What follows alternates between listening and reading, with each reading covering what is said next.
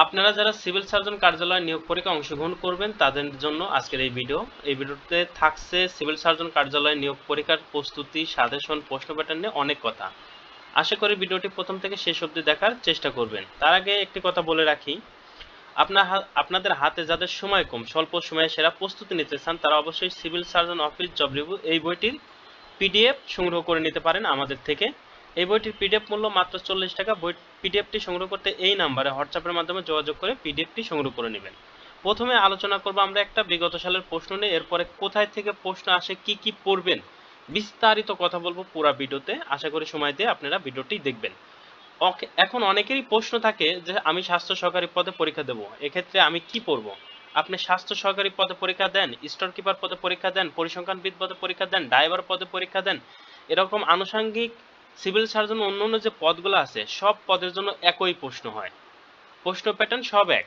এই জন্য আপনার অনেকে ভাবে যে পরিসংখ্যানবিদে পরীক্ষা দেবো তাহলে হয়তো আমার পরিসংখ্যান থেকে অনেক প্রশ্ন করবে, অনেকে ভাবে স্বাস্থ্য সহকারী পরীক্ষা দেবো তাহলে স্বাস্থ্য বিষয়ে অনেক প্রশ্ন করবে। না, আপনাদের প্রশ্ন আপনাদের সাবজেক্টের উপর নির্ভর করে কখনোই করা হবে না। আপনাদের প্রশ্ন আসবে একই প্রশ্ন, একই প্রশ্নের উপর সকল পদের পরীক্ষা হবে। তো চলুন মূল আলোচনায় ফিরে যাই। প্রশ্ন কি ছিল? বাংলায় ছিল ভাব সম্প্রসারণ করুন, আপনি আচরণ ধর্ম শিখাও অপরে। এই যে একটা ভাব সম্প্রসারণ এসেছে, এই ভাব সম্প্রসারণ পড়ার জন্য আপনারা বেশি সময় নষ্ট করবেন না, কারণ যে কোনো ভাব সম্প্রসারণ আসলে যে বেচারা অনেকগুলো ভাব সম্প্রসারণ মুখস্থ করে যাবেন তারও কমন আসবে না, কারও কমন আসবে না। আপনার সাথে জাস্ট একটা জিনিস কি নিয়ম শিখে যাবেন, ভাব সম্প্রসারণ কিভাবে লেখে, মুখস্থ করার দরকার নেই। টিকা লিখুন বঙ্গবন্ধু ও ভাষা আন্দোলন, এটাও ওই একই বিষয়, যে আপনারা অনেক পড়ার দরকার নেই, যাবৎকালে যা পড়ছেন ওখান থেকেই তথ্য দিয়ে লিখবেন। যেমন বঙ্গবন্ধু সম্পর্কে কিছু তথ্য দিবেন, ভাষা আন্দোলন সম্পর্কে তথ্য দিয়ে লিখে দিয়ে আসবেন। এরপর আসি সাহিত্য থেকে প্রশ্ন এসেছে, জহির রায়হান ও সৈয়দ শামসুল হকের জন্ম মৃত্যু সাল দুইটি করে উপন্যাসের নাম লিখুন। মৃত্যু সাল এবং জন্মসাল সহ দুইটি উপন্যাসের নাম লিখতে বলা হয়েছে। এখন জহির রায়হানের জন্ম 1935 সালে এবং মৃত্যু 1972 সালে। তার উপন্যাস শেষ বিকেলের মেয়ে, বরফ গলা নদী।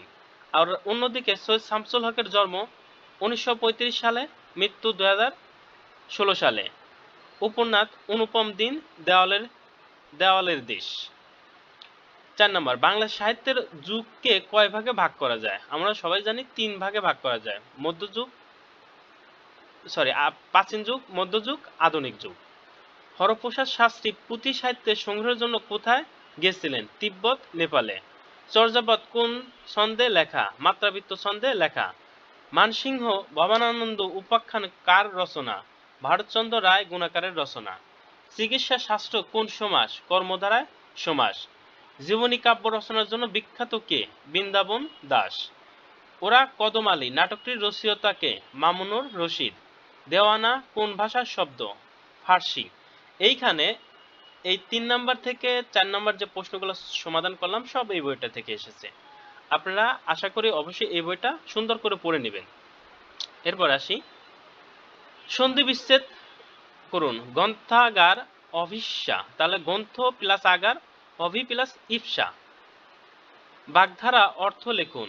অজাগর বৃত্তি, 18 আনা। অজাগর বৃত্তি মানে আলসেমি, আর 18 আনা মানে সম্পূর্ণরূপে মানে অতিরিক্ত রূপে। Write a paragraph about village life in Bangladesh. এই যে এইটা একটা, অনেকেই ভাই প্যারাগ্রাফের জন্য সাজেস্ট করেন, হ্যান করেন ত্যান করেন। প্যারাগ্রাফ আপনি যদি ভিলেজ লাইফ কেমন, গ্রাম্য জীবন কেমন, এটা যদি বাংলায় লিখতে পারেন তাহলে ইংরেজিতে ট্রান্সলেট করে অনুবাদ করে 4 থেকে 5টা বা 6টা বাক্য লিখবেন, অতিরিক্ত হলে 7-8টা। এর বেশি অনেকেই 4 পেজ 5 পেজ লিখতে যাবেন না, কারণ আপনার সময় কিন্তু খুবই সময় দেওয়া হয় 90 মিনিট, 80 মার্কের পরীক্ষা, অনেক লিখতে হয়। অতএব আপনারা যাই লিখবেন মার্ক দেখবেন, যদি 5 মার্ক হয় তাহলে 6 থেকে 7টা বাক্য লিখবেন, যদি 10 মার্ক হয় তাহলে 10 থেকে 12টা বাক্য লিখবেন, যেহেতু 5 মার্কেরই বেশি থাকবে এই জন্য 5 থেকে 7টা বাক্য লিখলেই এনাফ।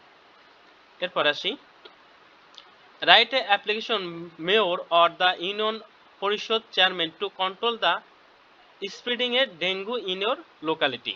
আপনার এলাকায় বা আপনার ইউনিয়নে বা উপজেলা পরিষদে দেখা গেছে যে ডেঙ্গুটা বেড়ে গেছে, এই বিষয়ে আপনার এই কন্ট্রোল করবেন কিভাবে সেই বিষয়ের উপর আপনার একটা আবেদনপত্র লিখতে হবে। বা কন্ট্রোল করার জন্য আবেদনপত্র লিখতে হবে মেয়র বা ইউনিয়ন পরিষদের চেয়ারম্যান বরাবর। এই ক্ষেত্রে আপনারা কোনো কিছুই মুখস্থ করে যাবেন না, জাস্ট প্যারাগ্রাফ লেখার নিয়মটা জেনে যাবেন। নিয়ম জেনে আপনি লিখে আসবেন। যে খুবই ভালো লিখবে সে 4 মার্ক পাবে, যে খুবই খারাপ লিখবে সেও 3 মার্ক পাবে। অতএব এইগুলা বিষয়ে বেশি সময় নষ্ট করবেন না। আপনাদের সময় নষ্ট করতে হবে এইগুলা। এখানে আপনি যদি সঠিক উত্তর লেখেন সঠিক মার্ক পাবেন, একে একই পাবেন, দুয়ে দুইই পাবেন, কিন্তু এইগুলাতে কখনোই ফুল মার্ক পাবেন না। এরপর আসি, write the plural form of the word syllabus, syllabi, and feminine gender of poet, poeter feminine gender poetess. Complete the following sentence using appropriate preposition. Appropriate preposition থেকে প্রশ্ন আসে, অতএব এই বইটা থেকে পড়ে যেতে হবে। She died cancer, এখানে অফ বসবে, কোনো রোগে মারা গেলে অফ হয় ডাইড এর পরে। He left Magura to Dhaka, এখানে he left Magura to Dhaka দিলেও হবে, মাগুরা ফর ঢাকা না, এখানে টুই বসবে, টু দিলে বেটার হয়, ফরও দেওয়া যায়। Write the meaning of the word hydrophobia, hydrophobia paediatric, hydrophobia হল তো জলাতঙ্ক রোগ, আর পেডিয়াট্রিক মানে শিশু রোগ চিকিৎসা।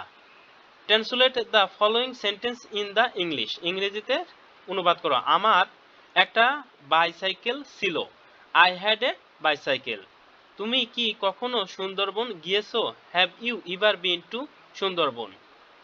Right a possessive form of the everybody like him, এটা ভয়েস, ভয়েস থেকে প্রশ্ন এসেছে, তাহলে ভয়েস পড়তে হবে, ট্রান্সলেশন পড়তে হবে। এরপরে আমাদের প্লুরাল ফর্ম, সিঙ্গুলার ফর্ম, তারপর জেন্ডার, এগুলো পড়তে হবে, প্রিপোজিশন পড়তে হবে। এই সঠিক করে আসি। Write a passive voice, everybody like him, he liked by everybody. Write the antonym of the word, ওয়ার্ডটির অ্যান্টোনিম মানে বিপরীত শব্দ লেখো। পেট্রিয়ট, টিট্রিয়ট হবে উত্তর। গণিত, গণিতের ক্ষেত্রে একটা কথা যে গণিতের এখানে সমাধান করব না, কারণ আপনাদের গণিতের জন্য অন্যতম উপায় হবে ক্লাস 8 এবং ক্লাস 10 এর গণিত বইটা শেষ করা। ক্লাস 8 এবং ক্লাস 10 এর বইটা থেকেই গণিত আসবে। বীজগণিত যা প্রশ্ন করা হয় সেটা ক্লাস 10 এর 3 পয়েন্ট থেকে করা হয়, আর পাটিগণিত যা করা হয় তা সম্পূর্ণ ক্লাস 8 এর বইটা থেকে করা হয়। এই ভিডিও শেষে আমরা আরো আলোচনা করব এই বিষয় নিয়ে। এবার আসি সাধারণ জ্ঞান নিয়ে। ইপিআই এর পূর্ণরূপ কি? বর্তমানে বাংলাদেশে ইপিআই এর অন্তর্ভুক্ত টিকা কি কি? মুজিব বাহিনী কাদের নিয়ে গঠিত হয়েছিল? যুবকদের নিয়ে মুজিব বাহিনী গঠিত হয়েছিল। বাংলাদেশের প্রথম মোবাইল ফোন অপারেটর নাম কি? সিটিসেল। জাতির পিতা বঙ্গবন্ধু শেখ মুজিবুর রহমান ইসলামিক ফাউন্ডেশনে কবে প্রতিষ্ঠা করে? 22 মার্চ 1975। রাজা সীতারাম রায়ের প্রাসাদ কোন জেলায় ও কোন নদীর তীরে অবস্থিত? মাগুরা জেলায় মধুমতি নদীর তীরে অবস্থিত। গুগলের প্রতিষ্ঠাতা কে? ল্যারি পেজ ও সেগেল বিন। জনসংখ্যার দিক দিয়ে বিশ্বের বৃহত্তম ছোট দেশ কোনটি? বিশ্বের বৃহত্তম, এখানে ভারত দেওয়া আছে, বর্তমানে চীন হবে। আর সবচেয়ে ছোট দেশ ভ্যাটিকান সিটি। কম্পিউটার স্থায়ী স্মৃতি কে কি বলে? র্যাম বলে। ভিটামিন সি এর অভাবে কোন রোগ হয়? স্কারভি।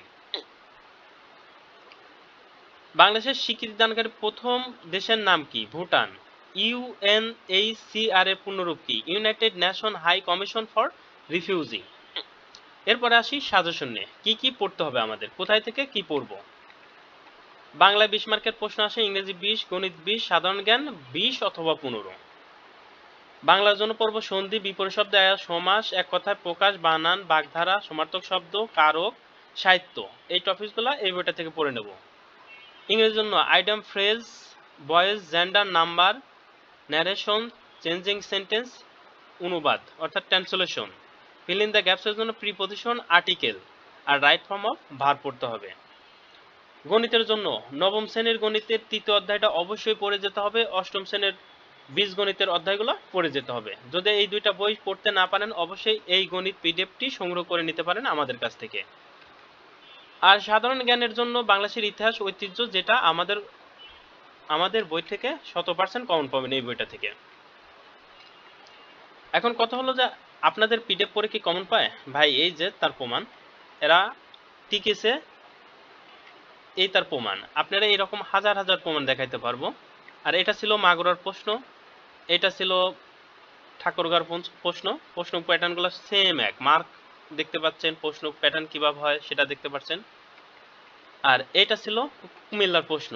অনেকের প্রশ্ন ভাই এমসিকিউ নাকি রিটেন হবে পরীক্ষা? এমসিকিউ হতে পারে, রিটেনও হতে পারে, তবে পদসংখ্যা কম থাকলে এমসিকিউ। আরেকটা কথা, পদসংখ্যা বেশি থাকলে এমসিকিউ, পদসংখ্যা কম থাকলে রিটেন। আরেকটা কথা, আমাদের যারা নক দেন অনেকেই দেখে অনেক ডিপ্রেশনে আছে, তাদের বলছি আপনারা আপনাদের এলাকায় যে কোনো লাইব্রেরি থেকে এই বইটা সংগ্রহ করে নিতে পারেন। একবার যদি এই বইটা পড়েন, আপনি অবশ্যই নিজেকে সঠিক পথে পরিচালনা করতে পারবেন এবং আপনার জীবনে সফলতার পথ খুঁজে পাবেন। সবার জন্য শুভকামনা রইল। আজকের ভিডিও এখানেই শেষ করছি। আল্লাহ হাফেজ।